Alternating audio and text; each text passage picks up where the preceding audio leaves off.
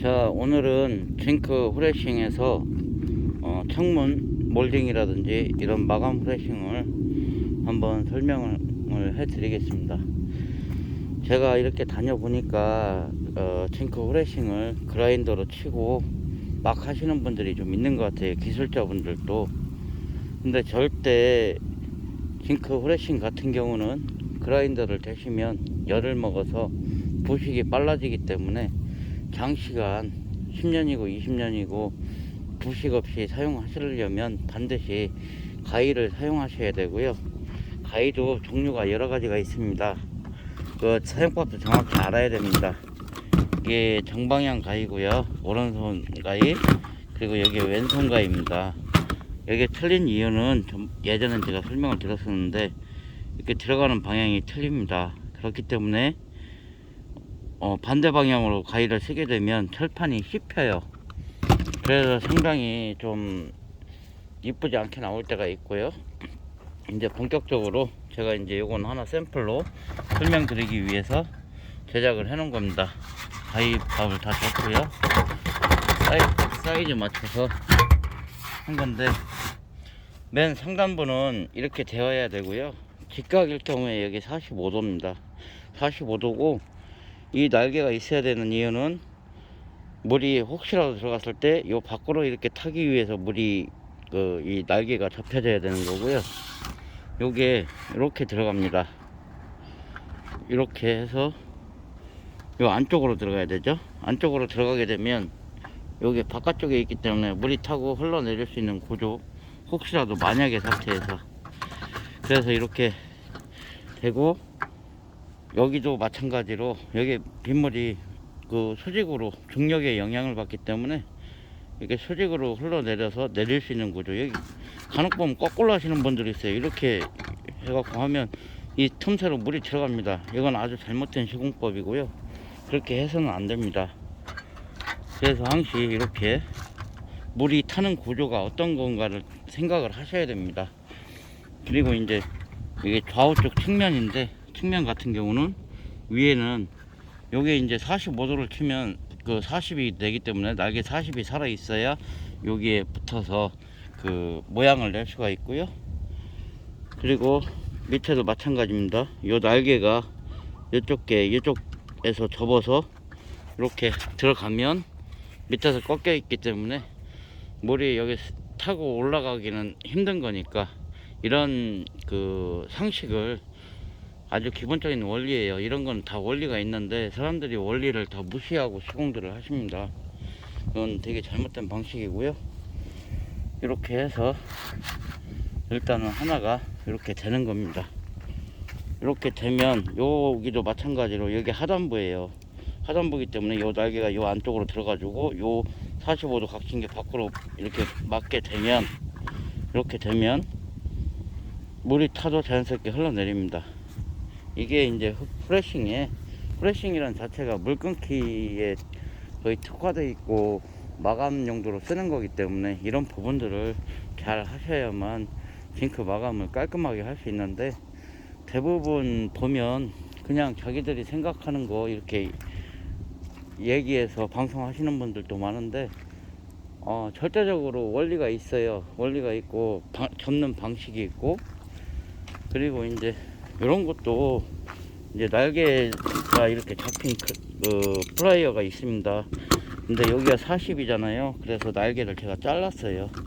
이런 공구들도 필요에 따라서 만들어 써야 되는 경우도 많이 있습니다. 오늘은 이렇게 일단은 성의가 좀 있어서 요 부분 이제 후레싱 부분을 좀 할 예정이고요. 뒤쪽 벽면이 징크로 마감을 원하셔서 창문 후레싱이 들어가는 거고요. 정면부에는 이제 세라믹 마감을 칠 예정입니다. 그렇기 때문에 이제 제가 자랑하는 스텐 작업, 이거는 직접 해보지 않으신 분들은 범접하기가 조금 많이 힘든 부분이 있어요. 이런 스텐 작업이 어떻게 이루어지는지 여기서 한번 보시는 것도, 현장에서 보시는 것도 참 좋습니다. 물론 날씨 춥지만 현장에 오시면 이렇게 불도 좀 쬐가면서 불멍 좋아하시는 분들도 많더라고요, 은근히. 그래서 이렇게 볼도 쬐가시면서 이런 거 하나씩 봐두시면 마감 칠 때 자신이 못하더라도 기술자들한테 설명을 정확히 해주고 이대로 해주세요. 근데 그것도 못하면 이제 집에 보내야 됩니다. 그때는 집에 보내고 다른 분을 만나시는 게 이제 건축하는 데 도움이 되고요. 저 하나의 힘으로 뭐 세상을 어떻게 바꿀 수 있느냐 간혹 그런 말씀을 하시는 분들이 있어요.